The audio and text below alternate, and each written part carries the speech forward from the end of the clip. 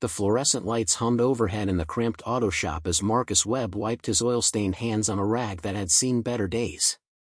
The fabric was more holes than cloth at this point, much like the work uniform that hung loose on his lean frame. The navy blue shirt had his name stitched across the chest pocket, though the threading had started to unravel months ago. There was a tear along the left shoulder seam that he kept meaning to fix, but between double shifts at Henderson's auto repair and getting his daughter Emma ready for school every morning, time for such things simply didn't exist. The afternoon sun filtered through the grimy windows of the shop, casting long shadows across the concrete floor stained with years of transmission fluid and motor oil. Before we jump back in, tell us where you're tuning in from, and if this story touches you, make sure you're subscribed because tomorrow, I've saved something extra special for you. Outside, the sound of an engine purred to life, but this wasn't the usual rumble of the pickup trucks and sedans that rolled through their working-class neighborhood. This was different. Smoother. More expensive. Marcus glanced up from the Honda Civic he'd been working on just as a midnight black Porsche Cayenne rolled into the bay, its chrome details catching the light like jewelry.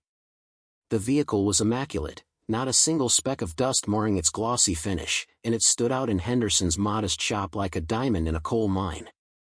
The driver's side door opened, and out stepped a man who looked like he'd walked straight off the cover of a business magazine. Richard Davenport was everything Marcus wasn't. His charcoal gray suit probably cost more than Marcus made in 3 months, tailored perfectly to his frame with not a single wrinkle despite the Houston humidity. His salt and pepper hair was styled with precision, and his Italian leather shoes clicked against the concrete with an authority that seemed to announce his presence before he even spoke. He wore a Rolex that caught the light with every movement of his wrist, and his posture radiated the kind of confidence that came from never having to worry about whether the rent check would clear. He pulled off his designer sunglasses with a practiced motion and surveyed the shop with barely concealed disdain, his nose wrinkling slightly as if the smell of honest work offended his sensibilities. Marcus straightened up, tucking the dirty rag into his back pocket and approaching with the professional courtesy he extended to every customer, regardless of how they looked or what they drove. His steel-toed boots, worn thin at the heels, made soft scuffing sounds as he crossed the shop floor. He could feel the weight of the long day in his shoulders, the ache that came from bending over engine blocks since 6 that morning. His hands were calloused and scarred from years of working with tools and hot metal, the fingernails permanently darkened with grease that no amount of scrubbing could fully remove. But his eyes were clear and steady, the kind of eyes that had seen things most people couldn't imagine, though no one in this shop knew that part of his story. Richard looked Marcus up and down with the kind of assessment usually reserved for something unpleasant stuck to the bottom of a shoe. His gaze lingered on the torn uniform, the stained work pants, the scuffed boots, and his lip curled into something that wasn't quite a smile. When he finally spoke, his voice carried the smooth confidence of someone who had never been told no in his entire life, dripping with condescension that felt almost casual in its cruelty. "I need someone to take a look at my vehicle," Richard announced, not bothering with pleasantries like hello or excuse me. "There's an unusual sound coming from the rear suspension. I assume someone here is capable of handling European luxury vehicles, though I have my doubts looking at this place." He gestured vaguely around the shop as if the very surroundings might contaminate him. "My usual mechanic is in River Oaks, but I'm running late for a meeting downtown and don't have time to drive across the city." Marcus nodded, keeping his expression neutral despite the obvious insult. He'd dealt with difficult customers before, people who thought their bank account balance gave them permission to treat service workers like they were invisible or inferior. It came with the territory, and he'd learned long ago that rising to such bait only made situations worse. "I can take a look for you, sir. Let me just grab my diagnostic equipment and we'll see what's going on." "You?" Richard's eyebrows shot up, and he actually laughed, a sharp bark of amusement that echoed through the shop. 2 other mechanics working on vehicles nearby glanced over, then quickly looked away, not wanting to get involved. "No offense, friend, but you look like you can barely keep your own clothes together, let alone handle a $90,000 vehicle. Is there someone more senior I could speak with? Maybe someone who actually knows what they're doing?" The words hung in the air like smoke, and Marcus felt something tighten in his chest. Not anger, exactly. He'd been through too much to let simple words provoke him. But there was something else, a familiar feeling of being underestimated, of being judged by appearance rather than capability. It was a feeling he'd known his whole life, growing up poor in a neighborhood where people assumed you'd never amount to anything, where teachers wrote you off before you even had a chance to prove yourself. He'd spent years fighting against those assumptions, proving people wrong in ways they'd never know about, in places they'd never see. "I've been working on cars for 15 years, Marcus said quietly, his voice steady and professional despite the disrespect. "I'm certified in European vehicle systems, including Porsche, BMW, and Mercedes. I can diagnose your issue and let you know what needs to be done." Richard waved a dismissive hand, the Rolex catching the light again. 15 years in a place like this isn't exactly a ringing endorsement. "Look, I don't mean to be harsh, but let's be realistic here. You're clearly struggling to make ends meet if that uniform is any indication. When was the last time you actually worked on a vehicle that costs more than this entire building? I need someone who knows what they're doing, not someone who's going to learn on my dime and potentially cause more damage." Tom Henderson, the shop owner, emerged from the small office at the back, drawn by the commotion. He was a barrel-chested man in his 60s with white hair and grease permanently embedded in the creases of his weathered hands. He'd owned his shop for 30 years and had seen every kind of customer walk through those doors. Preparing and narrating this story took us a lot of time, so if you are enjoying it, subscribe to our channel. It means a lot to us. Now, back to the story. He approached with a practiced smile, the kind that said he was used to smoothing over difficult situations. "Is there a problem here, gentlemen?" Tom's voice was friendly but firm, the tone of someone who wouldn't tolerate disrespect toward his employees but knew how to handle it diplomatically. Richard turned to him with visible relief, as if finally encountering someone who might understand his predicament. "Yes, actually. I need my Porsche looked at, but I'm not comfortable with," he paused, glancing at Marcus with barely concealed contempt, "him touching my vehicle. No offense to your employee, but I have standards. Don't you have someone more experienced? Someone who looks like they actually know their way around high-end automobiles?" Tom's jaw tightened, but he kept his voice even. "Marcus is one of the best mechanics I've ever employed. He can handle your vehicle, I guarantee it." "With all due respect," Richard said, though his tone suggested he had no respect at all, "I'll be the judge of that. Just look at him. That uniform looks like it came from a thrift store 20 years ago. The man clearly can't even take care of his own appearance. How am I supposed to trust him with precision German engineering? I'm not trying to be mean, I'm being practical. Surely you understand that people who can't manage their own lives shouldn't be trusted with other people's expensive property." The other mechanics had stopped working entirely now, watching the scene unfold with a mixture of discomfort and anger on Marcus's behalf. One of them, a younger guy named David who'd been at the shop for only 6 months, looked like he wanted to say something, but Marcus caught his eye and gave a slight shake of his head. It wasn't worth it. People like Richard Davenport existed everywhere, and getting into an argument wouldn't change anything except maybe cost someone their job. Marcus kept his expression carefully blank, though inside, old instincts were stirring. There had been a time when disrespect like this would have been met with swift consequences, when his response would have been immediate and decisive. But that was a different life, a different version of himself. Now he was just a single dad trying to provide for his daughter, trying to build a stable, normal life far removed from the chaos and violence of his past. Emma was waiting for him at home, probably doing her homework at the kitchen table, and he couldn't afford to let his pride jeopardize the fragile stability they'd built. "It's fine, Tom," Marcus said quietly. "If Mr. Davenport would prefer someone else to work on his vehicle, that's his choice." "No, it's not fine," Tom said, his voice harder now. "Marcus is going to look at your car, or you can take it somewhere else. Those are your options." Richard's face flushed with annoyance. He wasn't used to being given ultimatums, especially not in a place like this. He glanced at his watch, an exaggerated gesture meant to emphasize his important schedule. "Fine. But if there's any damage, any scratches, anything at all wrong when I get this vehicle back, I'll be speaking with my attorney." I know people, important people. One phone call and I could have this whole operation shut down for incompetence. He pulled out his phone, already typing something, probably an email to one of those important people he'd mentioned. Just get it done quickly. Some of us have actual important work to do today. Marcus moved toward the Porsche, running his hand along the pristine exterior. It was a beautiful machine, he had to admit. The kind of vehicle he'd probably never own, but could appreciate nonetheless. He grabbed his diagnostic scanner and began the process of identifying the issue, working with the smooth efficiency of someone who'd done this thousands of times.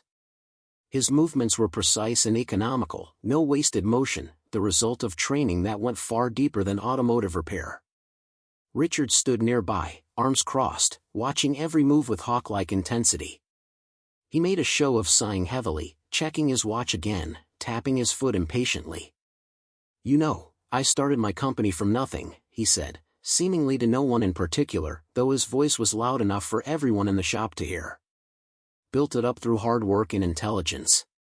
That's how you get ahead in this world. Not by making excuses or accepting mediocrity. Some people just don't have what it takes to rise above their circumstances. They settle for places like this, dead-end jobs in dead-end neighborhoods, and then wonder why their lives never improve." Marcus said nothing, focusing on his work. The diagnostic scanner was showing him exactly what he needed to know. The issue was minor, a loose heat shield that was rattling against the exhaust system. An easy fix, maybe 20 minutes of work. But he took his time, double-checking everything, because he knew that Richard would be looking for any excuse to complain. "I mean, look at this place," Richard continued, warming to his subject. "It's 2024 and this shop looks like it hasn't been updated since the 90s. Cracked floors, outdated equipment, employees who can't even afford proper work clothes. It's honestly sad. If you put in even half the effort I do, you might actually make something of yourself. But I suppose some people are just content with being average. Content with barely scraping by." David, the younger mechanic, couldn't hold back anymore. "Hey man, that's enough. Marcus works harder than anyone I know. He's here every day, doing his job well, taking care of his kid. Just because he doesn't wear a fancy suit doesn't mean he's not worth respect." Richard turned to David with an amused smile. "Oh, how noble. Standing up for your coworker. That's very cute. But here's a life lesson for you, kid. In the real world, appearance matters. Presentation matters. How you carry yourself tells people everything they need to know about your capabilities. Success leaves clues, and so does failure. Look around you. These are the clues." He gestured at Marcus again, at the shop, at everything around them as if it were all evidence in his argument. Marcus finished his diagnostic and stood up, wiping his hands on his rack. "I found the problem. It's just a loose heat shield. I can tighten it up and you'll be good to go. Should take about 20 minutes. A heat shield?" Richard scoffed. "That's it? That's what all this fuss was about? See, this is exactly what I'm talking about. Any competent mechanic should have diagnosed that in 5 minutes, not 20. But I suppose I shouldn't expect efficiency from someone who clearly doesn't value their own time, let alone mine." Tom stepped forward, his patience finally wearing thin. "Mr. Davenport, I'm going to have to ask you to either wait quietly or wait outside. My mechanics don't deserve to be talked to like this." "Your mechanics?" Richard laughed again, that same sharp, cruel sound. "These aren't mechanics. These are barely skilled laborers. There's a difference between someone who just turns wrenches and someone who actually understands what they're doing. I've met real automotive engineers, people with degrees from MIT and Caltech who design these vehicles.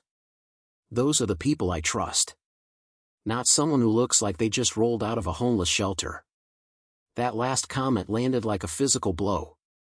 Marcus felt his jaw tighten involuntarily, his hands curling into fists at his sides before he consciously relaxed them. In another life, in another place, Richard Davenport would have learned very quickly that words had consequences. But Marcus Webb wasn't that person anymore. He'd left that version of himself behind in desert compounds and mountain ranges half a world away, buried it along with too many good men who'd never made it home. He turned back to the Porsche and got to work, sliding underneath the vehicle with practiced ease. The concrete was cold against his back, familiar and somehow comforting in its simplicity. This was honest work, straightforward work. There were no moral ambiguities here, no impossible decisions that kept you awake at night. Just problems and solutions, causes and effects. He could fix this car and send this terrible man on his way, then go home to Emma and help her with her math homework and forget that this entire interaction ever happened. As he worked, Richard continued his monologue above him, pacing back and forth beside the vehicle. You know what your real problem is? Lack of ambition. Lack of vision. You think small, so you stay small. I bet you've been working in places like this your whole life, never thinking about how to improve yourself, how to climb higher. That's the difference between winners and losers in this world. Winners see opportunities and seize them.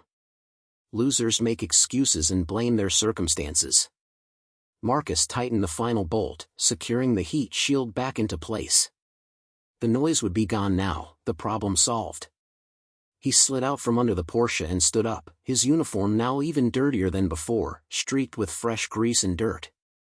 He walked to the nearby sink and washed his hands, scrubbing away the worst of the grime, though his knuckles remained darkened with oil that would take days to fully fade. All done, he said simply. That'll be $60 for the diagnostic and repair. Richard pulled out his wallet, a sleek leather affair that probably cost more than Marcus's entire week's salary. He pulled out 320s and tossed them onto the nearby workbench rather than handing them directly to Marcus, as if even that small courtesy was beneath him. Keep the change. Consider it charity. Maybe you can finally afford to replace that pathetic excuse for a uniform.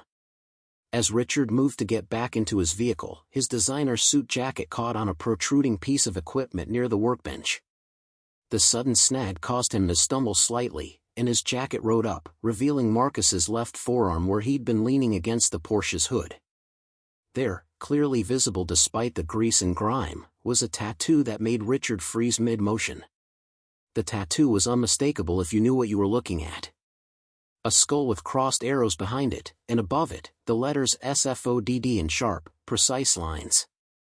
Below that, a scroll with Latin text. It was faded slightly with age and sun exposure, but still clearly legible.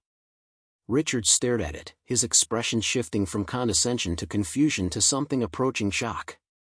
That's a Delta Force tattoo, Richard said slowly, his voice losing some of its earlier confidence. Special Forces Operational Detachment Delta. Marcus said nothing, pulling his sleeve back down and reaching for his jacket, but Richard's hand shot out, not quite touching him but demanding attention. Wait. You are Delta Force? That's not possible. Delta operators are the elite. They're the best of the best. They don't end up working in shops like this. The entire shop had gone silent. Even the radio playing classic rock in the corner seemed to fade into the background. Tom was staring at Marcus with wide eyes, and David had stopped pretending to work entirely. Marcus had been at Henderson's auto repair for 3 years, and in all that time, he'd never mentioned his military service. Not once. Marcus felt the familiar weight of unwanted attention settling onto his shoulders like a heavy coat he'd tried to leave behind years ago. The shop had transformed from a place of comfortable anonymity into something else entirely, every pair of eyes now fixed on him with curiosity and questions he had no desire to answer. Richard Davenport stood frozen beside his expensive vehicle, his entire demeanor shifted from arrogant certainty to confused reassessment, like a man who'd just discovered the ground beneath his feet wasn't as solid as he'd believed. Answer me, Richard demanded, though his voice had lost its sharp edge of superiority. Now there was something else there, a mixture of disbelief and what might have been the first stirrings of concern. That tattoo. You can't just get something like that. It's not some design you pick off a wall in a tattoo parlor. Delta Force operators earn that ink through blood and sacrifice. So either you're wearing something you have no right to wear, or... He trailed off, unable or unwilling to complete the thought. Tom Henderson stepped closer, his weathered face creased with confusion and something that looked like hurt. In 3 years, Marcus had been a model employee, always on time, always reliable, never causing problems or drawing attention to himself. They'd shared lunch breaks, talked about sports and weather and the price of parts, but never once had Marcus mentioned anything about military service, let alone being part of the most elite special operations unit in the American Armed Forces. "Marcus, is this true? Were you really Delta?" Marcus could feel the moment stretching out, could sense the crossroads appearing before him. He could deny it, claim the tattoo was a youthful mistake or a tribute to someone he'd known. He could deflect and change the subject, make light of it and return to the comfortable obscurity he'd cultivated so carefully. That would be easier. That would let him stay hidden in plain sight, just another mechanic in a forgettable shop in a working-class Houston neighborhood. But something in Richard Davenport's dismissive cruelty had cracked open a door Marcus had worked hard to keep sealed, and now the past was spilling through whether he wanted it to or not. "Yeah," Marcus said finally, his voice quiet but steady. "I was with the unit for 8 years. Got out 4 years ago." The simple confirmation seemed to suck the air out of the room. David's mouth had fallen open in undisguised amazement. Even the customer who'd been waiting in the small lobby area had gotten up and moved closer, drawn by the sudden tension. Richard's face had gone through several shades of color, settling on something between pale and flushed, his earlier confidence evaporating like water on hot asphalt. 8 years, Richard repeated, as if testing the words. "That's not possible. Delta doesn't just let people walk away. And even if they did, someone with that background wouldn't end up here, working for minimum wage in a shop that's barely staying afloat. Elite operators transition into high-paying security positions, defense contracting, consulting work. They don't change oil and rotate tires." Marcus felt a familiar irritation rising, the same feeling he'd gotten countless times when people assumed they knew what his life should look like based on their limited understanding of the world. "Is that right? You seem to know a lot about what Delta operators do after they leave the service. You served?" "No, but I know people who did," Richard said quickly. "I've done business with former special operations personnel. They command respect. They move in influential circles. They don't wear torn uniforms and work with their hands in places like this." "Maybe the ones you know had different priorities," Marcus said evenly. "Maybe they didn't have a 6-year-old daughter who needed stability and a father who came home every night. Maybe they didn't get tired of the deployment cycles and the missions that never made the news and watching good men die for objectives that changed depending on which politician was talking.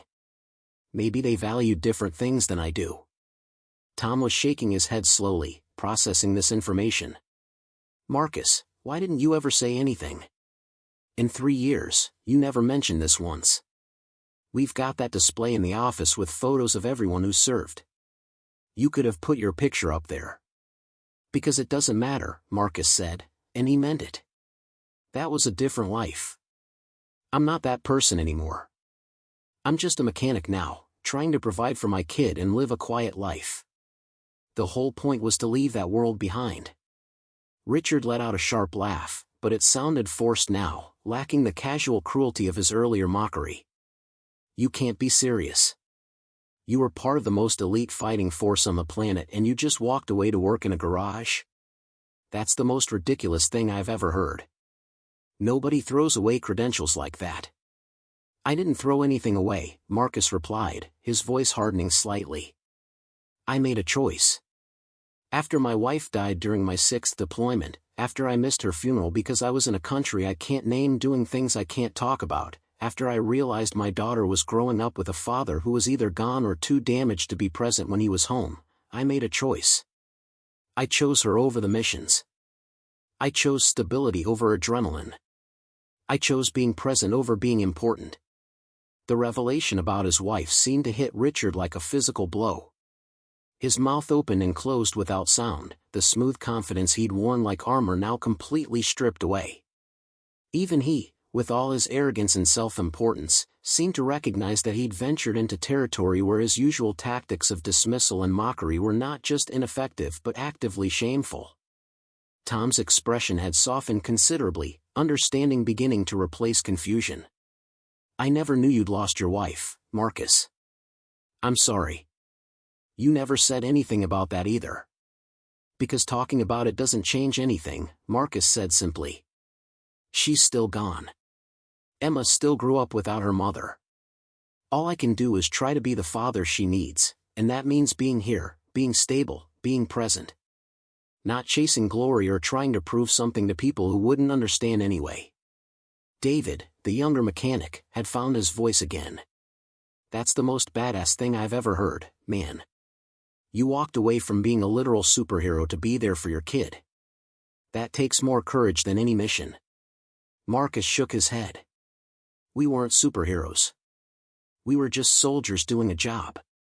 A job that required sacrifices most people can't imagine, but a job nonetheless. And eventually, you have to ask yourself what you're sacrificing for and whether it's worth the price." Richard had been silent for a long moment, his face working through emotions that didn't seem to come naturally to him. When he finally spoke, his voice was different, stripped of its earlier condescension but still carrying an edge of bewilderment. "I still don't understand. With your background, you could be making 6 figures easily. Defense contractors would line up to hire you. Private security firms would offer you positions that pay more in a month than you probably make here in a year. Hell, you could probably consult for tech companies on security protocols and make a fortune. Why choose this?" Marcus walked over to a small metal cabinet near his workstation and pulled out his phone. He unlocked it and pulled up his photo gallery, then held it out toward Richard. The screen showed a little girl with dark curls and bright eyes, missing her 2 front teeth, grinning widely at the camera while holding up a drawing she'd made. "That's why. Her name is Emma. She's 6 years old, and she needs a father who's there for breakfast and homework and bedtime stories.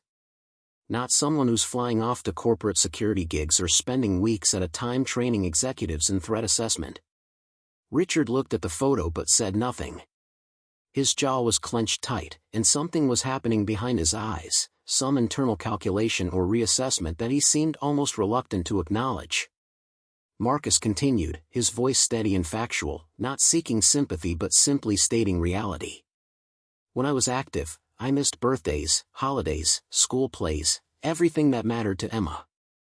I missed my wife's last months because I was deployed and couldn't get leave. I wasn't there when she got sick. I wasn't there when she died. I wasn't there when Emma needed both her parents and only had confused neighbors and well-meaning family members who didn't know how to explain why mommy wasn't coming home and why daddy couldn't be there either. By the time I got back for the funeral, Emma didn't even recognize me. I was a stranger to my own daughter. That's not something I ever want to experience again."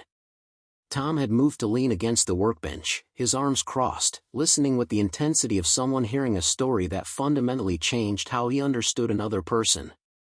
3 years you've been here, and I never knew any of this. You just showed up, did excellent work, never complained, never asked for special treatment." "Because I didn't want special treatment," Marcus said. "I wanted normal. I wanted a job where I could clock in at 6 and clock out at 3 and be home when Emma gets off the school bus. I wanted work that I could leave at work, that didn't follow me home in nightmares or flashbacks. I wanted to use my hands to fix things instead of break them. Is that so hard to understand?" Richard finally found his voice again, though it came out strained. "But you're wasting your potential. You have skills that most people couldn't develop in a lifetime. Training that cost the government millions of dollars. Experience in high-pressure situations that Fortune 500 companies would pay top dollar to access. And you're using all of that to change oil and fix suspension systems." "I'm using all of that to be a good father," Marcus corrected him firmly. "The skills I learned in the unit, they transfer to more than just combat or corporate security. They taught me discipline, patience, attention to detail, the ability to stay calm under pressure, problem-solving, adaptability. All of that makes me a better mechanic, yes, but more importantly, it makes me a better father. It helps me navigate Emma's school challenges, handle her grief over losing her mother, create stability in a world that's been anything but stable for her." A long silence followed, broken only by the distant sound of traffic outside and the buzzing of the fluorescent lights overhead. Richard seemed to be struggling with something, his face reflecting an internal conflict that was playing out in real time. He wasn't used to being wrong, that much was clear. His entire demeanor up until the tattoo revelation had been built on unshakable confidence in his own judgment, his own superiority. But now that foundation had been shattered, and he was standing in the wreckage trying to figure out how to respond. "I owe you an apology," Richard said finally, the words seeming to cost him considerable effort. "What I said earlier, the way I spoke to you, it was inexcusable. I made assumptions based on appearance and circumstances, and I was completely wrong." Marcus nodded slowly, accepting the apology but not letting Richard off the hook entirely. "You made assumptions about my worth as a person based on my clothes and my job. You decided that because I wasn't dressed in an expensive suit and working in a high-rise office, I must be less intelligent, less capable, less deserving of basic respect. That says more about you than it does about me." The words landed hard, and Richard visibly flinched. "You're right. I've spent so much time in boardrooms and country clubs, surrounded by people who measure worth in dollars and status symbols, that I forgot there are other ways to measure a life. Other definitions of success. Success for me is Emma feeling secure and loved," Marcus said. "It's her doing well in school and not being afraid to talk to me about her problems. It's her remembering her mother with love instead of just pain. It's building a life where she doesn't have to wonder if her father is going to come home or end up as a flag in a box and a knock on the door from men in dress uniforms. That's my success. It might not look impressive to you, but it's worth more to me than any amount of money or status." Tom spoke up, his voice rough with emotion. "Marcus, I want you to know that you've been one of the best employees I've ever had. Not because of your military background, but because of who you are as a person. You show up, you do good work, you treat customers with respect even when they don't deserve it, and you never create drama. That's worth more than any fancy credentials." David nodded enthusiastically. "Seriously, man. You're like a legend now. I can't believe I've been working next to a former Delta operator this whole time and had no idea. But honestly, what makes you cool isn't the military stuff. It's that you're a good dude who prioritizes his kid over everything else. That's real strength." Richard cleared his throat, still looking uncomfortable but seemingly determined to see this through. "I build tech companies. I've made millions in software development and venture capital. I thought that made me successful, made me important. But listening to you talk about your daughter, about the choices you've made, I'm realizing that maybe I've been measuring success all wrong." "I'm not saying your success doesn't matter," Marcus replied. "Building companies, creating jobs, innovating in technology, those are valuable things. But they don't make you better than people who choose different paths. The security guard in your building, the janitor who cleans your office, the mechanic who fixes your car, they all have their own stories, their own reasons for the choices they've made. Treating them as less than you because their circumstances are different, that's a failure of character, not success." Richard nodded slowly, absorbing the criticism with what appeared to be genuine reflection rather than defensive anger. "I have a son. He's 14. I barely see him because I'm always working, always chasing the next deal, the next acquisition, the next board meeting. Last week he had a basketball game and I missed it because I was in Silicon Valley pitching to investors. When I got home, he didn't even seem surprised I hadn't been there. He's gotten used to my absence. And I told myself that was okay because I was building something for his future, securing his financial stability. But he doesn't need financial stability as much as he needs his father," Marcus said quietly. "Trust me, I learned that lesson the hard way. My daughter would trade every toy, every comfort, every material thing for just 5 more minutes with her mother. Kids don't remember the size of their house or the brand of their clothes. They remember if you were there. They remember if you made them feel important." The other customer who'd been watching this entire exchange spoke up from where he'd been standing near the lobby door. He was an older man, probably in his 70s, wearing faded jeans and a work shirt. "My father was a mechanic too. Worked in a shop just like this one for 40 years. Never made much money, never owned anything fancy.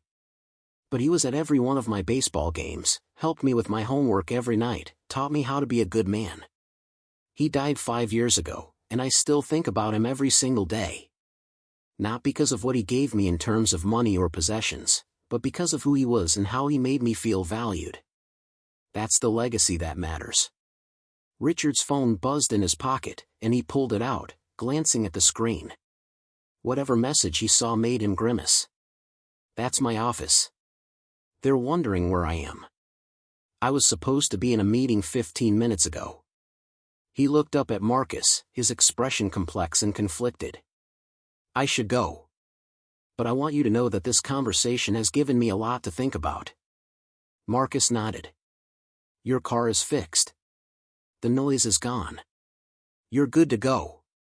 Right. The car. Richard seemed to have forgotten entirely about the vehicle and the reason he'd come to the shop in the first place. He moved toward the Porsche, then paused with his hand on the door handle. Can I ask you something? Do you ever regret it? Walking away from Delta, from that life? Marcus considered the question carefully before answering. Sometimes I miss the clarity of it. In combat, everything is simplified. There's the mission, your team, survival. The choices are hard but they're clear. Civilian life is messier, more complicated. The victories are smaller and harder to see. But then Emma runs up to me when I get home, excited to tell me about her day at school, or we're sitting together reading a book before bed, and I realize that this is what I was actually fighting for all those years. Not abstract concepts of freedom or democracy, but the ability to have these small, ordinary moments with my daughter. So no, I don't regret it. Richard stood there for another long moment, then did something unexpected. He reached into his wallet again, but this time instead of tossing money onto the workbench, he pulled out a business card and held it out to Marcus directly. This is my personal cell number on it. If you ever change your mind about the corporate world, if you ever want to explore opportunities that might give you both good pay and time with your daughter, call me. I have connections throughout Houston and beyond. I could make introductions. Marcus took the card, more out of politeness than any genuine interest, and tucked it into his shirt pocket. I appreciate that, but I'm good where I am. Maybe so, Richard said. But keep it anyway. You never know when circumstances might change. He climbed into his Porsche, the leather seat accepting him with a soft sigh. Through the open window, he looked at Marcus one more time. For what it's worth, I think your daughter is lucky to have you. And I'm sorry again for how I spoke to you earlier. That was the behavior of someone who'd forgotten what actually matters in life. As Richard drove away, the expensive vehicle purring smoothly without the rattle that had brought him to the shop, the tension that had filled the space for the past hour began to dissipate. Tom let out a long breath, shaking his head in amazement. David was grinning like he'd just witnessed something legendary. The older customer nodded approvingly before returning to the lobby to wait for his own vehicle. Tom approached Marcus, his expression serious but warm. I meant what I said earlier. You're one of the best employees I've ever had. But I also want you to know that if you ever want to talk about any of this, about your service or your wife or anything else, I'm here. You don't have to carry it all alone. Thanks, Tom. I appreciate that. Marcus glanced at the clock on the wall. It was nearly 3 o'clock, almost time for his shift to end. I should finish up that Civic and then head out. Emma's bus gets to the house at 3:30 and I like to be there when she arrives. Go ahead and knock off now, Tom said. The Civic can wait until tomorrow. You've had enough for one day. Marcus nodded gratefully and headed to the small employee area to grab his jacket and keys. As he was leaving, David called out to him. Hey Marcus, can I ask you something? About the military stuff? Sure, Marcus said, though he had a feeling he knew what was coming. Was it really like the movies? The missions and the action and all of that? Marcus smiled slightly, a sad kind of smile that held years of memories both glorious and terrible. No. It wasn't like the movies at all. The movies don't show you the boredom between missions, the paperwork, the politics, the waiting. They don't show you what it's like to lose friends, to carry the weight of decisions that haunt you, to come home and realize you don't quite fit anymore in the world you left behind. They make it look heroic and clean. The reality is much messier and much harder. David nodded thoughtfully. But you'd do it again if you had to? If the country needed you? That's a complicated question, Marcus replied honestly. Part of me will always be connected to that life, to the men I served with, to the mission of protecting people who'll never know we existed. But I made a promise to my daughter that I'd be here for her, and that promise is sacred. So I hope I'm never put in a position where I have to choose. He left the shop and walked to his truck, a 15-year-old Ford F-150 with rust spots on the wheel wells and a crack in the windshield he kept meaning to replace. It wasn't much to look at, but it ran reliably and that was all that mattered. As he drove through the Houston afternoon traffic toward the modest 3-bedroom house he rented in a quiet neighborhood, he thought about Richard Davenport's business card in his pocket. There had been a time when he would have been tempted by such an offer, when the pull of using his specialized skills in a high-stakes environment would have been strong. But that time had passed. He'd seen enough of the world's darkness, had participated in enough violence, had lost enough pieces of himself to the mission. Now he wanted light. He wanted the ordinary miracle of watching his daughter grow up, of being present for all the small moments that comprised a childhood. When he pulled into the driveway of his house, he saw Emma sitting on the front steps, her backpack beside her and a book in her lap. She looked up at the sound of his truck and her face split into a wide grin. She ran toward him as he got out of the vehicle, and he caught her in his arms, lifting her up in a hug that felt like redemption itself. "Daddy! You're home early." Emma's voice was pure joy, uncomplicated and bright. "I am. I thought maybe we could go get ice cream before dinner. What do you say?" "Yes. Can I get chocolate chip cookie dough?" "You can get whatever you want, sweetheart." As they drove toward the local ice cream shop, Emma chattering excitedly about her day at school, about a project she was working on, about a new friend she'd made, Marcus felt something settle in his chest. This was worth more than any mission, any accolade, any recognition. This simple moment of being a father to his daughter was the most important operation he'd ever undertaken, and the only one that truly mattered. 3 days passed before Marcus thought about Richard Davenport again. The encounter had faded into the background of his daily routine, just another difficult customer in a career filled with them, distinguished only by its unusual ending. He'd arrived at the shop each morning at his usual time, worked through his queue of vehicles with his characteristic methodical precision, and gone home each afternoon to be with Emma. The rhythm of his life remained unchanged, and that was exactly how he preferred it. It was Thursday morning when Tom called him into the small office at the back of the shop. Marcus wiped his hands on a clean rag and followed his boss through the cluttered workspace, past filing cabinets overflowing with invoices and old parts catalogs, to the cramped room that served as Henderson's auto repairs administrative center. Tom settled into his worn desk chair and gestured for Marcus to take the plastic seat across from him. "Got an interesting phone call this morning," Tom said, his expression difficult to read. "From Richard Davenport. The guy with the Porsche from earlier this week." Marcus felt a flicker of concern. "Is there a problem with the repair?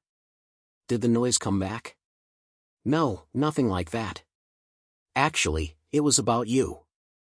Tom leaned back in his chair, which creaked in protest. "He wanted to know if we'd be willing to let you go for a day next week. Said he wanted to hire you for a private consultation job. Offered to pay the shop for the lost time plus extra for the inconvenience." Marcus frowned. "A consultation job? What kind of consultation?" Tom shrugged. He wasn't specific. Just said it was important and that he specifically wanted you. Offered quite a bit of money, actually. Enough that I'd be foolish to turn it down from a business perspective. But I told him I needed to talk to you first. I'm not about to volunteer my employees for side jobs without their permission, no matter how much money is involved. The whole thing felt strange to Marcus. He'd given Richard his answer at the shop, had made it clear he wasn't interested in leveraging his military background for corporate opportunities. The business card was still in his uniform pocket, untouched and unexamined. "What did you tell him?" "That I'd ask you and get back to him." "So I'm asking. Are you interested?"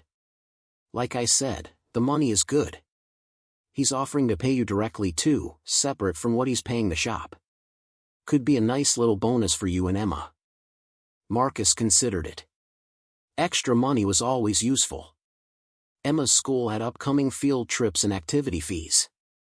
The truck needed new tires. His landlord had mentioned possibly raising the rent when the lease renewed in a few months. But something about the situation made him uneasy. Did he say anything else? Give any hint about what he actually wants? Just that it wasn't automotive related. Said it was personal and that he'd explain everything if you agreed to meet with him. Tom studied Marcus's face carefully. "Look, I know you value your privacy. I know you didn't want the whole Delta Force thing becoming common knowledge. If this is going to complicate your life in ways you don't want, you can absolutely say no. I'll tell him you're not available and that'll be the end of it."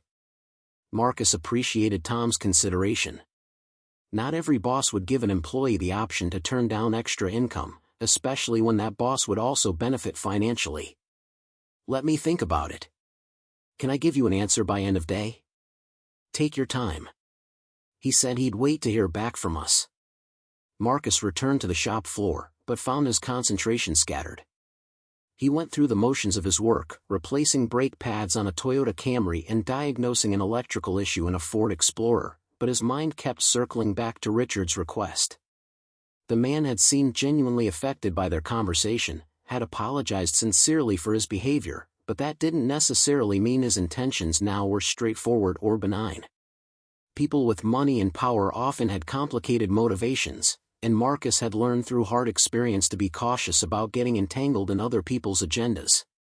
During his lunch break, Marcus sat in his truck with the windows down, eating the sandwich he'd packed that morning and watching the traffic pass on the street outside. He pulled out his phone and called his sister, Jennifer, who lived across town with her husband and 2 kids. She was one of the few people who knew the full scope of his military service, though even she didn't know all the details of what he'd done during those 8 years. "Hey stranger," Jennifer answered, her voice warm and familiar. "What's going on? You usually don't call during work hours." "I've got a situation and I wanted your perspective," Marcus said. He explained the encounter with Richard Davenport, the man's initial contempt, the revelation of the tattoo, and now this unexpected job offer. "I can't figure out what he wants or why he specifically wants me. The whole thing feels off." Jennifer was quiet for a moment, thinking it through. She'd always been the analytical one in the family, the one who looked at situations from multiple angles before forming an opinion. It could be legitimate. Maybe seeing your tattoo and hearing your story genuinely impacted him and now he wants to make some kind of amends by helping you out financially. Or maybe he has a security concern and wants advice from someone with your background. Rich people do that sometimes, hire former military for consultations on personal safety. Or maybe it's something else entirely, Marcus said. Maybe he wants to show off to his business associates that he knows a former Delta operator. Maybe he's planning to offer me some kind of job opportunity and won't take no for answer. I already told him I wasn't interested in that kind of work. Then tell him again, Jennifer said simply. Go to the meeting, hear him out, take his money for your time, and if it's something you don't want to do, walk away. You're not obligated to him just because he's offering to pay you. And honestly, Marcus, a little extra money wouldn't hurt. Emma's birthday is coming up next month and I know you've been wanting to do something special for her. She was right about that. Emma's 7th birthday was in 5 weeks and Marcus had been setting aside small amounts from each paycheck to make it memorable. She'd been asking for a bicycle, a real one with gears and hand brakes, not the little kid bike with training wheels she'd outgrown. A consultation fee from someone like Richard Davenport could make that birthday wish a reality without stretching his budget to the breaking point. You're probably right, Marcus admitted. I'm overthinking it. You overthink everything, Jennifer said affectionately. It's one of your more annoying qualities. Just go talk to the man and see what he wants. Worst case scenario, you waste a day and come away with some extra cash. Best case scenario, maybe he's genuinely trying to be helpful and you make a useful connection. Either way, you're not committing to anything just by listening. After he hung up with his sister, Marcus finished his sandwich and walked back into the shop. He found Tom in the office again, sorting through a stack of supply invoices with a calculator and a frustrated expression. "I'll do it," Marcus said from the doorway. "Tell him I'm available next week. But make it clear that it's just a consultation, nothing ongoing, and that I need to be back by 3 so I can be home when Emma gets off the bus." Tom looked up with evident relief. "Good. I'll call him back this afternoon and set it up. He'll be happy to hear it." The next few days passed in their usual pattern. Marcus worked on cars, picked up Emma from school, helped her with homework, made simple dinners, read bedtime stories, and fell into exhausted sleep before starting the cycle again the next morning. He didn't mention the upcoming consultation to Emma because he didn't want to get her hopes up about extra money in case the whole thing fell through or turned out to be something he couldn't accept. Tuesday morning arrived with overcast skies that threatened rain but never quite delivered. Marcus showed up at the shop at his normal time, but Tom had arranged for him to leave by 9 o'clock to make the meeting with Richard. The address Tom had written down was in River Oaks, one of Houston's wealthiest neighborhoods, where houses started at several $1,000,000 and went up from there. Marcus changed out of his work uniform into the cleanest pair of jeans he owned and a plain button-down shirt that he kept in his locker for occasions that required looking slightly more presentable. The drive to River Oaks took 30 minutes through morning traffic. As Marcus navigated the broad streets lined with massive oak trees and estates hidden behind security gates and manicured hedges, he felt distinctly out of place. His old truck with its rust spots and cracked windshield seemed to announce his lower economic status like a billboard. He found the address without too much trouble, pulling up to a gate with an intercom system. When he pressed the button and gave his name, the gate swung open smoothly, revealing a winding driveway that led to a house that could only be described as a mansion.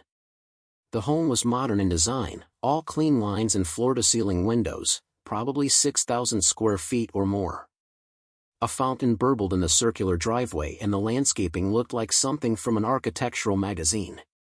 Marcus parked his truck next to Richard's Porsche and another vehicle, a Tesla Model S, both of which probably cost more combined than Marcus would earn in 5 years.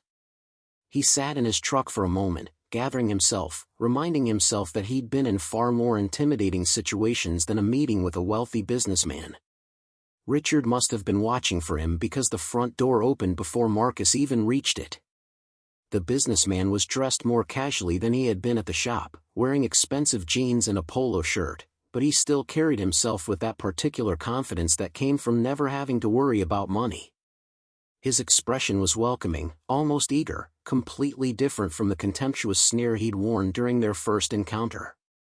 "Marcus, thank you for coming," Richard said, extending his hand for a shake. Marcus took it, noting the firm grip and direct eye contact. "Please, come inside. Can I get you anything? Coffee, water, something to eat?" "Water would be fine," Marcus said, following Richard into an entryway with marble floors and a chandelier that probably cost more than Marcus's truck. The interior of the house was just as impressive as the exterior, all modern furniture and original artwork on the walls. Through the windows, Marcus could see a pool in the backyard and what looked like a pool house that was probably larger than his rental home. Richard led him to a spacious home office dominated by a large desk and multiple computer monitors. The walls were lined with bookshelves filled with business volumes and framed photographs of Richard with various important-looking people. He gestured for Marcus to take a seat in one of the leather chairs facing the desk while he retrieved bottles of water from a small refrigerator in the corner. "I appreciate you taking the time to meet with me," Richard began once they were both seated. "I know this must seem strange, especially after how I behaved when we first met. I want to start by apologizing again for that. My words and attitude were inexcusable." "You already apologized at the shop," Marcus said. "And I accepted. You don't need to keep apologizing." "Maybe not, but I want you to understand that the conversation we had really affected me." It made me take a hard look at my priorities and my behavior. Richard leaned forward, his expression earnest. I told you I have a son, Nathan. He's 14. After I left your shop that day, I went home and really looked at my relationship with him. I mean really looked at it, honestly, without the justifications I usually tell myself. And I realized I barely know my own kid. Marcus listened without interrupting, letting Richard find his way to whatever point he was trying to make. Nathan and I don't talk, not really. When I ask him about school, he gives me one-word answers. When I try to engage with his interests, he shuts down. I thought it was just typical teenager stuff, that phase where kids pull away from their parents. But after hearing you talk about your daughter, about the choices you made to be present for her, I started wondering if maybe the problem isn't Nathan pulling away. Maybe the problem is that I was never really there to begin with. Richard stood and walked to the window, looking out at his expansive yard. I've given him everything money can buy. Private school, tutors, the latest technology, vacations to exotic locations. But I haven't given him time. I haven't given him attention. I haven't given him the one thing he actually needs, which is a father who shows up and pays attention. That's a hard realization to come to, Marcus said carefully, still not sure where this was heading. It is. And it gets worse. Richard turned back to face Marcus. Last Friday, 3 days after I met you, Nathan got into a fight at school. A serious one. He broke another kid's nose. The school called me in for a meeting with the principal and the other boy's parents. The whole thing was a disaster. And when I tried to talk to Nathan about it afterward, to understand why he'd done it, he looked at me and said something that cut deeper than any business failure ever could. Richard paused, his jaw working as if the words were difficult to say aloud. He said, "Why do you even care? You're never around anyway. You don't know anything about my life. You just show up when there's a problem and act like you're my father." And the worst part is, he was right. I don't know his friends' names. I don't know what classes he's struggling with.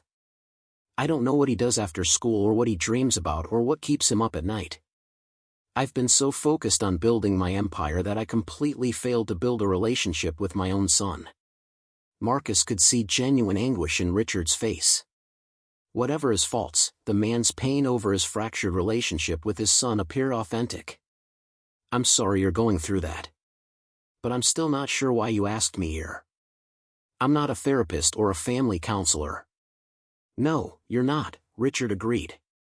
But you're someone who made the hard choice to prioritize your child over career advancement.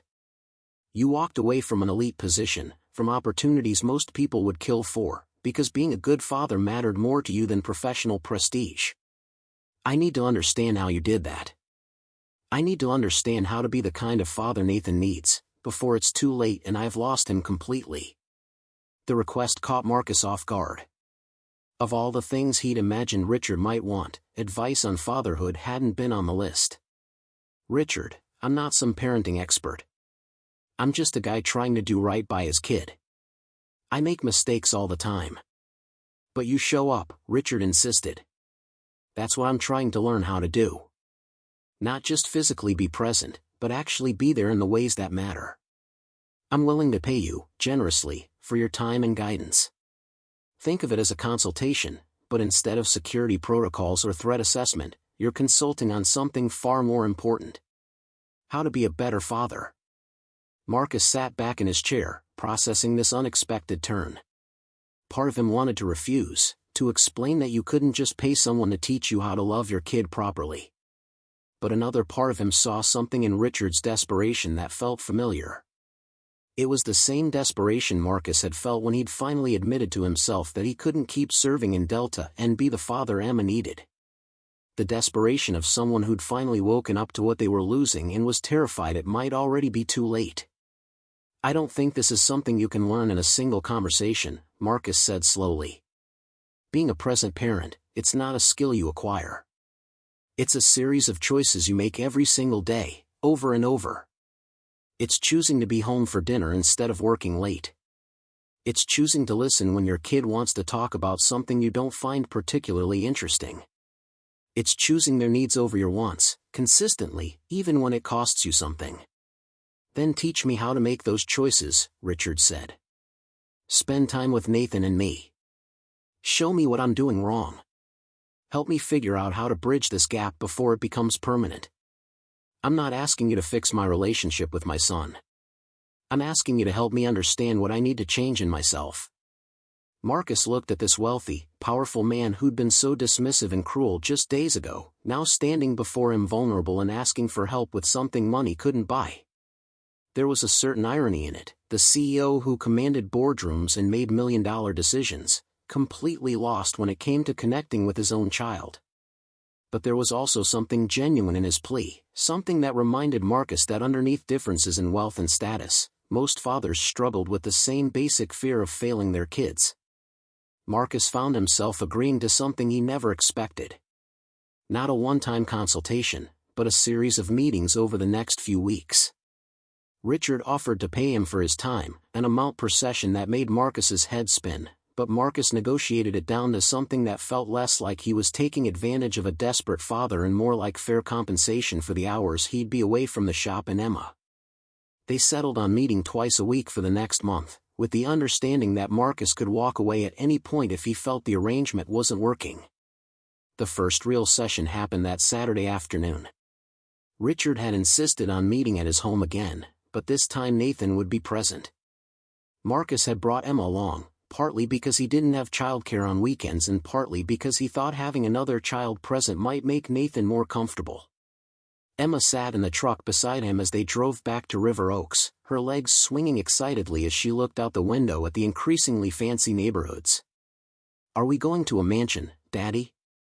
Emma asked, her eyes wide with curiosity. "We're going to visit someone who lives in a very big house," Marcus corrected gently. "But remember what we talked about. We treat everyone with respect, no matter where they live or how much money they have.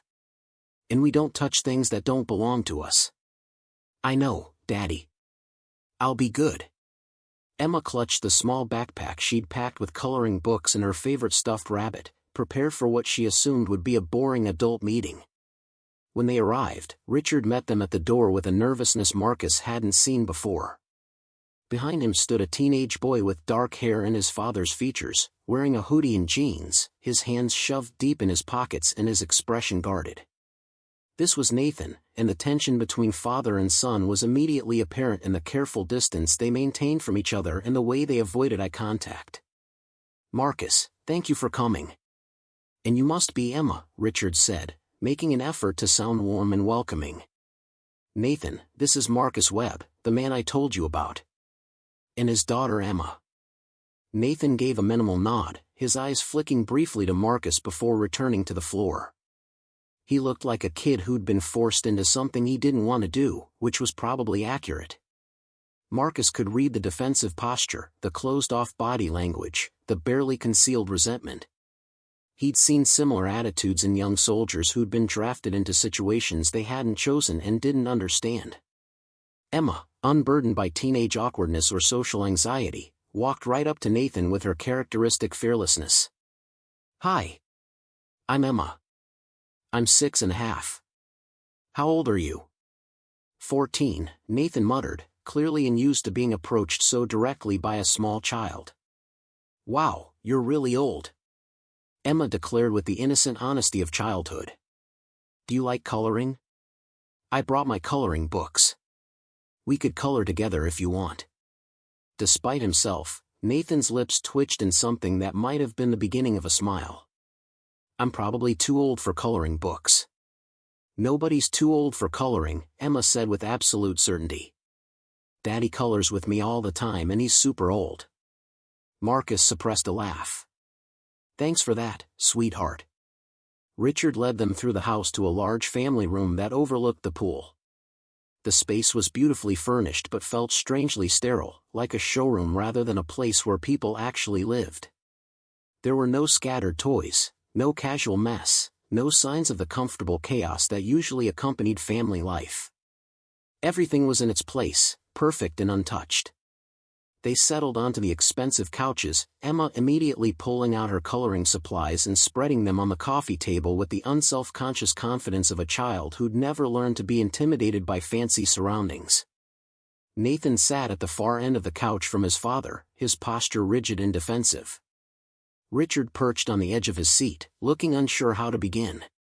Marcus decided to take control of the situation. "Nathan, your father asked me to spend some time with you both.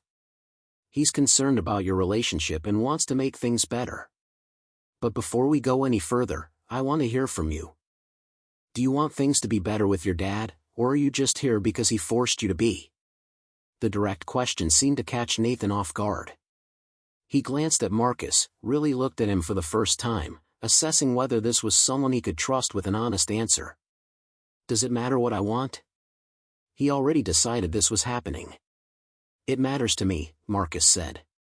"If you're not interested in working on this relationship, then me being here is a waste of everyone's time. I'm not going to participate in something that's just your father trying to fix things without your buy-in. That's not how relationships work." Richard started to speak, but Marcus held up a hand, silencing him. This moment needed to be about Nathan, not his father's guilt or desire for redemption. Nathan was quiet for a long moment, his jaw working as he struggled with whether to be honest or give the answer he thought adults wanted to hear.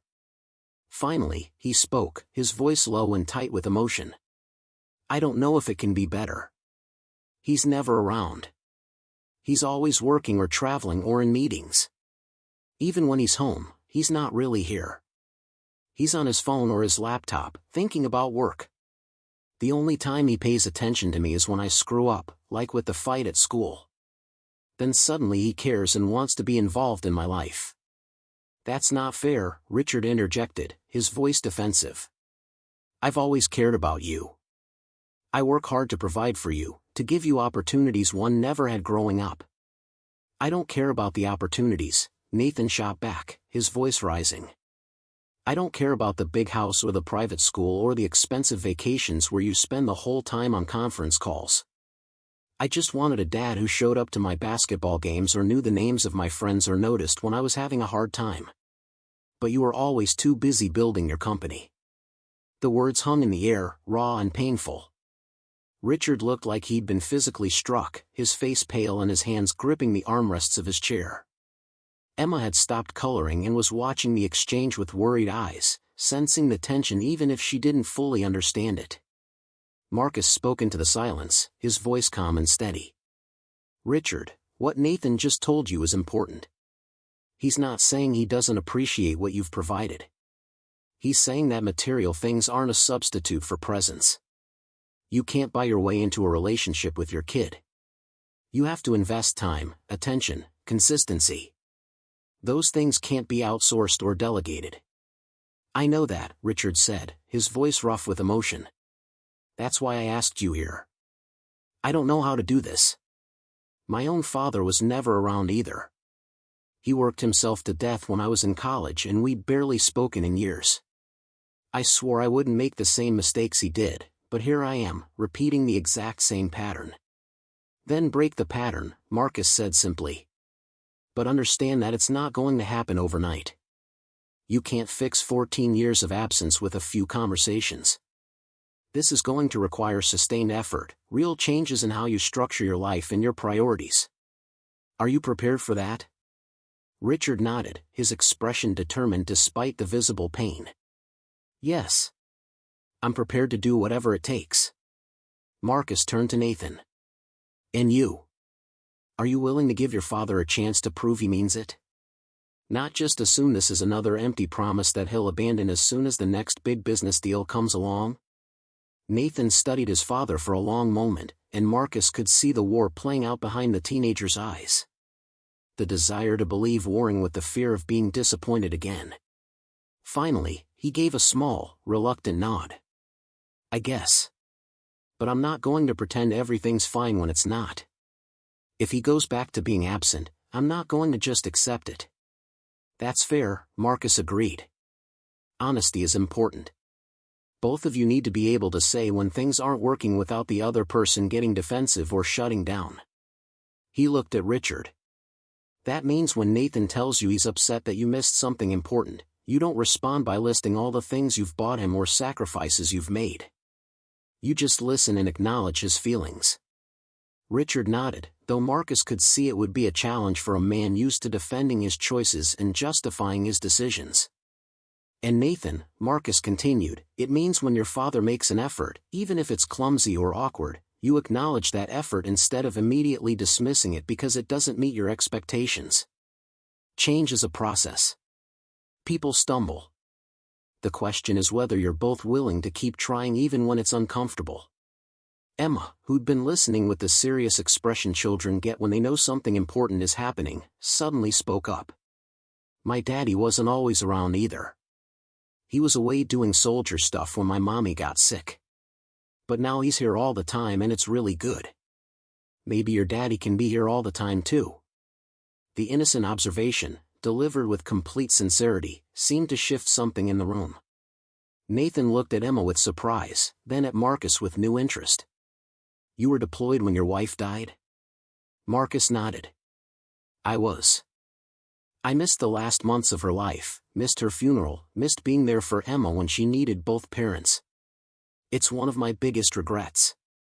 When I got back and saw how much damage my absence had caused, how much pain Emma had gone through alone, I knew I couldn't keep living that way.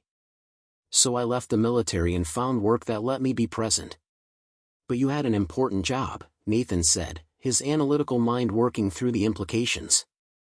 Delta Force operators save lives and protect the country. That's way more important than what my dad does. He just makes software. If you could walk away from something that mattered, why can't he walk away from something that doesn't matter as much?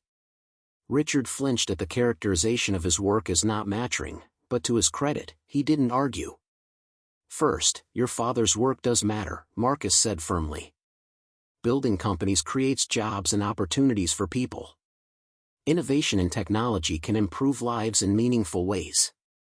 Just because it's not military service doesn't mean it's not valuable. But second, and more important, it's not about the job itself. It's about balance. It's about recognizing that success in your career doesn't mean much if you fail at the relationships that should matter most. He paused, making sure both Richard and Nathan were listening. I didn't quit being a soldier because the work wasn't important. I quit because I realized I was sacrificing my daughter's well-being for that work, and that wasn't a sacrifice I was willing to keep making. Your father doesn't necessarily have to quit his job or sell his company. But he does need to set boundaries, to protect family time, to make choices that prioritize you over business deals. That's what I mean by balance. Richard leaned forward, his expression intense. How do you do it? How do you structure your life to maintain that balance? It's not complicated, but it requires discipline, Marcus said. I work from 6 in the morning until 3 in the afternoon. That schedule is sacred.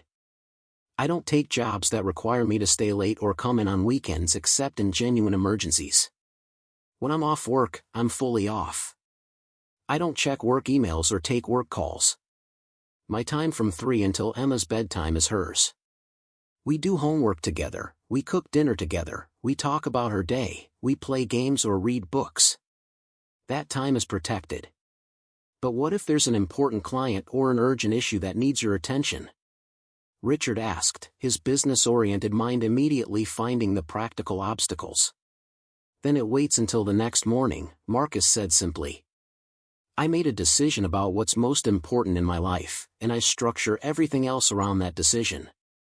Yes, that means I sometimes miss opportunities or inconvenience people. But it also means Emma knows, without any doubt, that she can count on me. That I'll be there when I say I will be. That consistency and reliability are worth more than anything I could accomplish by being available 24/7. Nathan was watching this exchange with fascination, as if seeing an alternative model of adulthood that he hadn't known existed. Don't you ever want to do other things? Go out with friends or have hobbies or whatever? Marcus smiled. Sure. I have friends at the shop and we grab lunch sometimes. I work on my truck on weekends sometimes after Emma goes to bed. But I have my time for adventure and excitement and living without responsibilities. I did things most people will never do, saw places most people will never see. That chapter of my life is over, and I'm at peace with that. This chapter is about being the father Emma needs. There will be time for other things again when she's grown and doesn't need me as much. Richard stood abruptly and walked to the window, his back to the room. His shoulders were tense and Marcus could see him struggling with strong emotions. When he spoke, his voice was thick. I don't know if I can do what you do. My company has 300 employees depending on me. I have investors expecting returns. I have contracts and commitments and responsibilities that can't just wait until tomorrow. Then you need to delegate more, Marcus said bluntly. Hire people you trust to handle things in your absence. Set boundaries with investors and clients about your availability. Build systems that don't require your constant personal involvement. You're the CEO. You have the power to structure your company in ways that support your priorities. The question is whether you're willing to actually do it, or if you're going to keep using work as an excuse to avoid the harder work of being present for your son. The words were harsh but necessary. Richard turned back to face them, his jaw set. You're right. I've been hiding behind work because it's easier. Because I know how to be successful in business. I understand the rules there, the metrics, the strategies. But this, he gestured at Nathan, I don't know how to do this. I don't know how to talk to him or what he needs from me or how to bridge this gap that's grown between us. Start small, Marcus suggested. Don't try to fix everything at once. Pick one thing, one consistent action you can commit to. Maybe it's having dinner together 3 nights a week with no phones allowed. Maybe it's attending Nathan's basketball games. Maybe it's setting aside an hour every Sunday for just the two of you to do something together. Whatever it is, make it something you can actually maintain, and then do it. Consistency builds trust. Nathan spoke up, his voice cautious but with a hint of hope underneath. I have a game next Friday. The team is actually pretty good this year and we might make playoffs. I told you about it last month but you said you had a board meeting. Richard closed his eyes briefly, clearly remembering and regretting that conversation. I did say that. But the board can meet without me. I'll be at your game. Front row if they'll let me. And Nathan, I'm sorry I missed all the other games this season. That was wrong of me. It was 12 games, Nathan said quietly. You missed all 12 games. The number seemed to hit Richard like a physical blow. 12 games. 12 opportunities to show up for his son, all sacrificed to work that probably could have waited or been delegated. I can't change that I missed those games. But I can promise I won't miss any more. Not just basketball either. Whatever activities you're involved in, whatever events matter to you, I want to be there. Marcus could see Nathan struggling with whether to believe this promise. You said stuff like that before. After parent-teacher conferences last year when my English teacher told you I was struggling, you promised we'd work on my essays together. But then you got busy with that acquisition and forgot all about it. I failed 2 assignments before Mom hired a tutor. Richard had no defense against the truth of Nathan's words. He sat back down, but this time he moved closer to his son, closing some of the physical distance between them. You're right. I've made promises before and broken them. I understand why you don't trust this. All I can do is show you through my actions over time that things are different now. It's going to take more than words. Emma, who'd returned to her coloring during this heavy conversation, suddenly looked up with an idea lighting her face. You could do what me and Daddy do. We have special daddy-daughter dates where we go get ice cream or go to the park or just hang out. Maybe you could have special daddy-son dates too. The suggestion, so simple and innocent, seemed to resonate with Nathan despite his wariness. That actually doesn't sound terrible. But it can't be anything fancy or business-related. No taking me to meet your important friends or networking dinners disguised as quality time. Just normal stuff. What would you want to do? Richard asked, and Marcus noted with approval that he seemed genuinely interested rather than just going through the motions. Nathan thought about it. Maybe we could go to that arcade downtown. The one with the vintage games and the good pizza. My friends and I go there sometimes. Or we could just watch movies at home. You have that huge TV in the theater room that you never use. The arcade sounds great, Richard said, and something in his face had softened. This Friday after your game, win or lose, we'll go celebrate with pizza and whatever games you want to play. No time limit, no checking my phone, just you and me. Marcus watched the interaction with cautious optimism. This was progress, real progress, but he knew the hard part would be maintaining this momentum when the novelty wore off and the demands of Richard's business life reasserted themselves. The road ahead would be challenging, full of setbacks and missed expectations and the slow, unglamorous work of rebuilding trust one small action at a time. Emma had finished her coloring page and brought it over to show Nathan. Look! I colored a dinosaur. Do you like dinosaurs? Nathan examined the page with more attention than Marcus would have expected from a 14-year-old. That's a really good T-Rex. The colors are cool. I used to really like dinosaurs when I was younger. You can still like them even if you're old, Emma said matter-of-factly. Daddy says it's okay to like whatever makes you happy, even if other people think it's weird. Something in Nathan's expression shifted, a tiny crack in the defensive armor he'd been wearing. Your dad seems pretty cool. He's the best daddy in the whole world, Emma declared with absolute conviction. Even though he can't buy me everything I want because we don't have lots of money, he always has time to play with me and listen to my stories and make me feel special. Richard had been listening to this exchange, and Marcus saw him swallow hard, understanding the implicit contrast between Emma's relationship with her father and Nathan's relationship with his. Money and privilege had given Nathan material advantages that Emma would never have, but they hadn't given him what mattered most. The recognition of that truth was written clearly on Richard's face. They spent another hour together that afternoon, the conversation gradually becoming less heavy and more natural. Marcus shared stories about Emma's childhood, about the challenges of single parenting, about the small daily victories that made all the struggle worthwhile.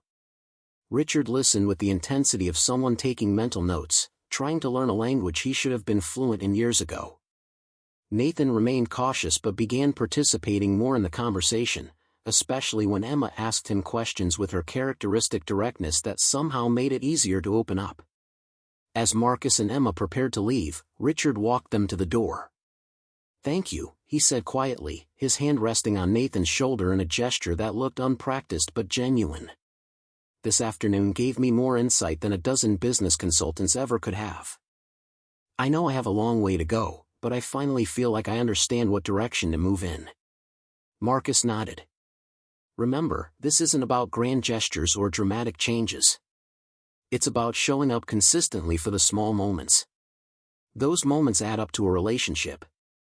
I understand, Richard said. Same time next Saturday? Same time, Marcus confirmed. As they drove home, Emma chattered happily about the big house and the pool and how Nathan seemed nice even though he was sad. Marcus listened with half his attention while the other half replayed the afternoon's conversations. He'd been skeptical about this arrangement when Richard first proposed it, uncertain whether a wealthy CEO could truly change patterns that had been established over 14 years. But watching Richard struggle with genuine emotion, seeing him finally understand what he'd been sacrificing in his pursuit of business success, Marcus felt a cautious hope that maybe this story would have a better ending than it had seemed destined for. 6 weeks passed in a blur of sessions, conversations, and gradual transformation. Marcus continued meeting with Richard and Nathan twice weekly, watching as the stiff, formal interactions slowly gave way to something that resembled actual connection. It wasn't always smooth. There were setbacks when Richard got pulled into emergency business situations and had to reschedule. There were moments when Nathan's accumulated resentment would surface in sharp comments that stung. But through it all, both father and son kept showing up, kept trying, and that consistency began to build the foundation they'd been missing. The turning point came on a rainy Thursday evening. Marcus had just picked up Emma from school when his phone rang. It was Richard, and his voice carried an unfamiliar lightness. Marcus, I need to tell you something. Nathan made the all-district basketball team. They announced it today at school and I was there. I actually got to see his face when they called his name. I got to watch him celebrate with his teammates. And afterward, we went out for burgers and he talked for an hour straight about the season and his goals for next year. It was the best conversation we've had in years, maybe ever. Marcus smiled, genuinely pleased. That's great, Richard. Really great. How does it feel? Like I've been living my life backwards, Richard said, his voice thick with emotion. I spent 14 years chasing success that I thought would make me happy and make my family proud. But this, being there for Nathan's moment, seeing him light up when he realized I'd actually shown up, that felt more valuable than any business deal I've ever closed. I finally understand what you've been trying to teach me. Over the following weeks, the changes in Richard became more apparent. He restructured his company leadership to delegate more effectively. He set strict boundaries around family time that his executive assistant was instructed to protect fiercely. He started leaving his office by 5 o'clock most days, something his employees initially couldn't believe. He attended Nathan's basketball games, school events, and even signed up to help coach Nathan's summer league team despite having no basketball experience whatsoever. Nathan, for his part, began to soften. The defensive walls he'd built started coming down as he realized his father's changes weren't temporary or performative. They studied together for Nathan's exams. They watched action movies and argued good-naturedly about plot holes. They took a weekend trip to San Antonio, just the two of them, with no agenda beyond spending time together. The angry, withdrawn teenager Marcus had first met was still there underneath, but increasingly he was overshadowed by a kid who was learning to trust again. One Saturday morning, Richard showed up at Henderson's auto repair unannounced. Marcus was under a Honda Accord when Tom called out that he had a visitor. He rolled out from beneath the vehicle to find Richard standing there, looking oddly out of place in jeans and a casual shirt, holding 2 cups of coffee. "Hope I'm not interrupting," Richard said. "I wanted to talk to you without it being a scheduled session. Without the formal structure. Just as friends, if that's something you'd be open to." Marcus accepted the coffee and gestured toward the small break area where employees took their lunches. They sat at the worn table that had seen countless meals and conversations over the years. Richard seemed nervous, a far cry from the arrogant man who'd sneered at Marcus's torn uniform not so long ago. "I wanted you to know that Nathan and I are in a really good place now," Richard began. "Better than I honestly thought was possible 6 weeks ago. And that's because of you, because of your willingness to share your experience and guidance. I can never repay you for what you've given my family." "You've already paid me," Marcus said simply. "And more importantly, you did the actual work. I just pointed you in the right direction. You and Nathan rebuilt your relationship yourselves." "Still, I want to do something for you," Richard insisted. "I know you turned down my offer before about corporate opportunities, and I respect that. But I've been thinking about your situation. You're an incredibly skilled person working for wages that don't reflect your value. You deserve better compensation, better security for Emma's future. What if I could offer you something different? Not a corporate job, but an opportunity to own your own business?" Marcus's guard immediately went up. "Richard, I appreciate the thought, but I'm not looking to change my situation. I'm happy at Henderson's." "Just hear me out," Richard said quickly. "Tom Henderson is 63 years old. I talked to him, and he's been thinking about retirement but hasn't found the right buyer for his shop. What if you bought it? I could provide the financing at terms you could actually afford. You'd be your own boss, set your own hours, build something that could provide security for Emma and eventually become an asset you could pass on to her. You'd still be doing the work you love, still maintaining the schedule that lets you be present for Emma, but with ownership and the financial stability that comes with it." Marcus sat back, genuinely surprised. He'd never considered owning the shop, had never thought of himself as a business owner. "I don't know anything about running a business. I'm a mechanic, not an entrepreneur." "You'd learn, just like I'm learning to be a better father," Richard said. "And you wouldn't be alone. I could help with the business side, connect you with resources, provide mentorship.